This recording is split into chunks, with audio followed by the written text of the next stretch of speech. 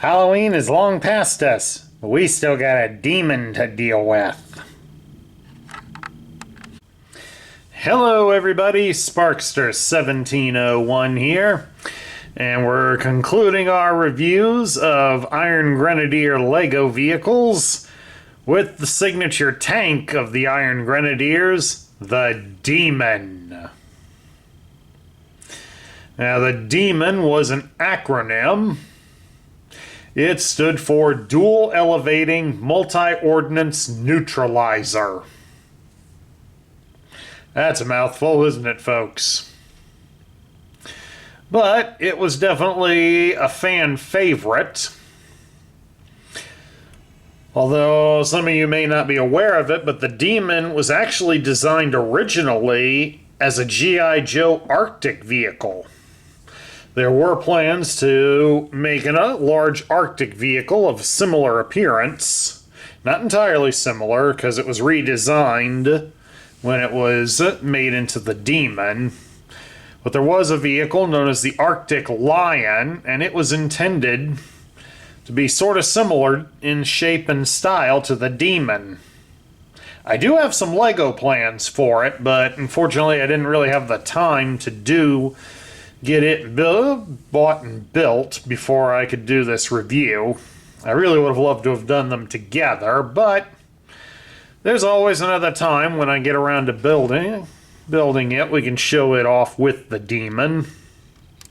And you'll see just how similar the two toys were. But at any rate, the D.E.M.O.N was a rather strange tank, since as you can see it is not symmetrical. This side over here is the driving compartment, and over here is all the weaponry, or at least the majority of the weaponry.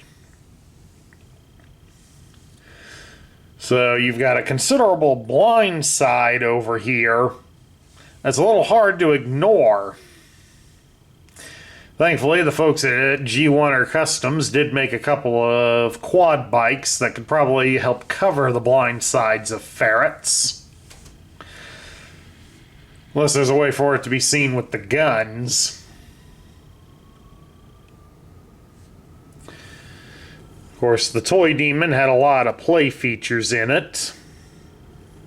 Probably one of its greatest was the fact that it could hold multiple troops in its compartment here. Like the large toy, this Lego-built version can hold 3 troopers. And as you can see, we have got it fully stocked with a crew. We basically have two regular Iron Grenadiers, but we also have the specially trained driver of the D.E.M.O.N right here. We have a ferret.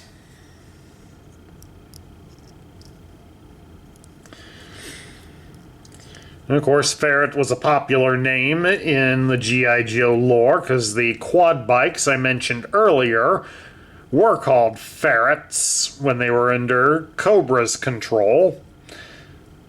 And since they weren't officially released by Hasbro into the Iron Grenadiers, G1 still referred to the ones for the Iron Grenadiers as ferrets. Of course, on one of the reviews, either of the D.E.M.O.N or a ferret, I remember Hooded Cobra Commander also brought up ferreting as a pub sport, where people would drop a ferret down their trousers. And of course, he proceeded to do that as well with the action figure, claiming he didn't understand the appeal of it. Frankly, I don't understand the appeal of doing that either. And no, I'm not going to emulate it here. Mainly because I do these videos from behind the camera. I'm not letting you people see something you don't need to see. But at any rate, according to the file card for the ferret, ferrets are chosen and trained based on their doggedly positive attitude.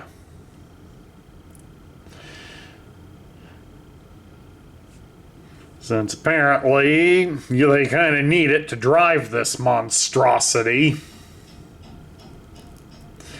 because they're unstoppable if there's a whole bunch of them riding together. But if they're separated or somebody counteracts them from behind or with rocket launchers, the demon really suffers.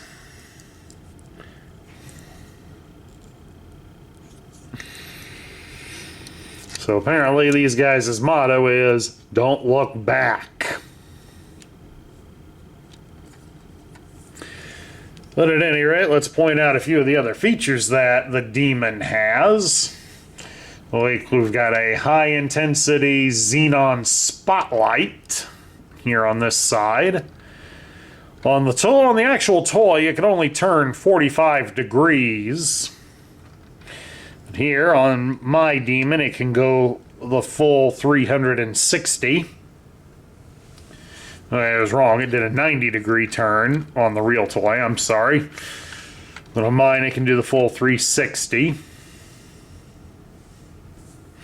We also have here for weaponry a roof-mounted magnetic array triple lens laser. Over here we have Infinity 3 variable energy pivoting triple blaster laser. And of course it can elevate and depress.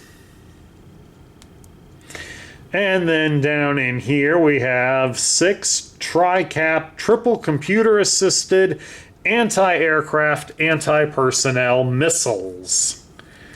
Now they can go both ways due to the fact that the upper section of them is on a hinged piece that can elevate. And of course that's to not also forget that there is some sort of gun mounted here on the back side of the tank.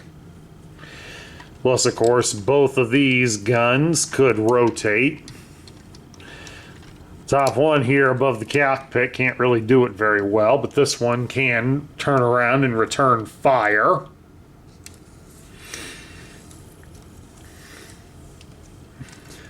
So it was heavily well armed, but the Demon was also more famous for the fact that it was an elevating vehicle. And the folks at G1R Customs did work out a means to allow it to be raised up. Like so. And now it has been elevated. So, it's a silly feature. It really doesn't help it too much. Because let's face it, when it's up like that, if somebody gets underneath it and damages these pieces, the unit will surely fall to the ground and be scrap metal.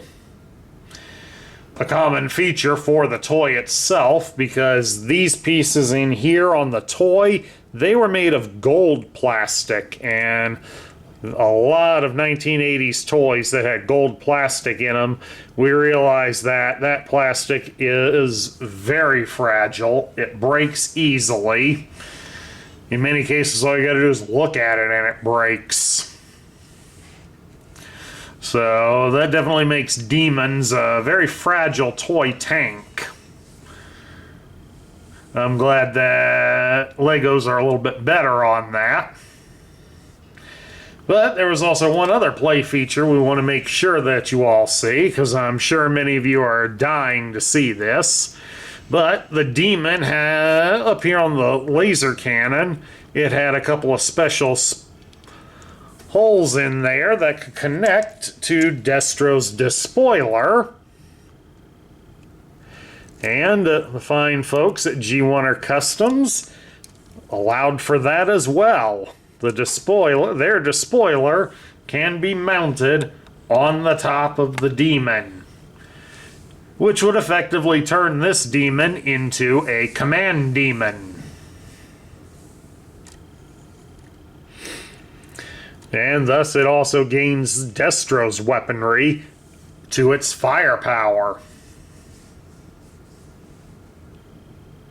All in all, a rather interesting idea. Although, me personally, I don't think it would really work on the battlefield, but we gotta also remember these things were designed as toys first, before being realistic military toys. So, we gotta remember that. It's not an easy thing to remember. But that's the power of imagination for you. All it had to do was work in our imaginations. If it didn't work in the real world, who cares? Our imaginations aren't in the real world anyways. But at any rate, I do like how this looks. Kind of wish I had a nice way to display some of these. Of course, I think they work well for the G.I. Joe role-playing game, because it gives you some nice vehicles that can be built.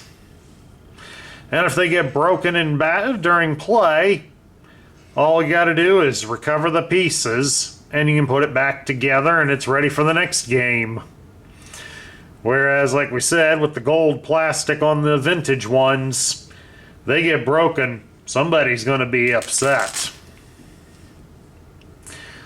But at any rate, that's my look at a Lego-built D.E.M.O.N. I hope you all enjoyed it.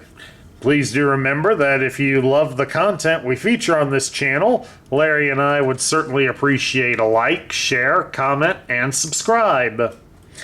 This is Sparkster1701 saying we'll look forward to seeing all of you again in 2026.